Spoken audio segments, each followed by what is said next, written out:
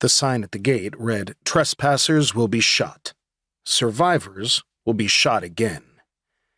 It was before dawn, the night sky still dark and the compound silent as a cemetery. The cabin loomed in the distance, a den of crime, a place where the armed drug dealers spent much of their time. The police team approached as quietly as they could, the crunch of twigs beneath their boots the only sound to break the eerie silence.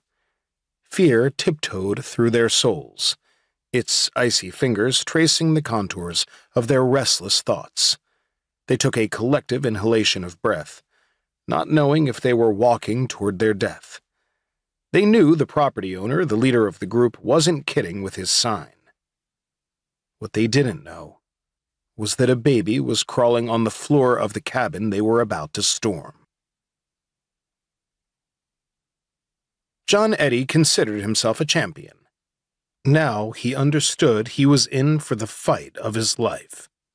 42 years old, with bulging eyes, a bushy beard, and Fu Manchu mustache, he'd covered himself in self-righteousness, the way his tattoos covered almost every inch of his bulky body. He was proud of the group he'd brought together.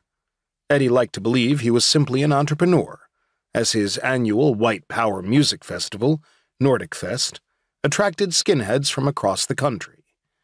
Full of music from hate-core bands such as Angry Aryans and No Alibi, supported by shouting speakers spewing their idiotic ideology, it provided a nice source of income, in addition to the dues Eddy charged, and the contributions he asked for.